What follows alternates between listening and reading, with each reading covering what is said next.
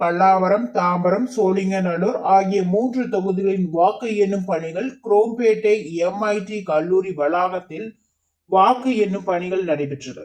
இதில் பல்லாவரத்தில் வேட்பாளர் காமாட்சி, தாம்பரத்தில் வேட்பாளர் கில்லி சரத், சோழிங்கநல்லூரில் வேட்பாளர் சரவணன் ஆகியோர் அமோக வாக்கு பெற்று வெற்றி பெற்றனர். பல்லாவரத்தில் வேட்பாளர் காமாட்சி 1,33,250 வாக்குகள் பெற்று வெற்றி பெற்றதற்கான சான்றிதழ் தேர்தல் அதிகாரிகள் வழங்கி வாழ்த்து தெரிவித்தனர்.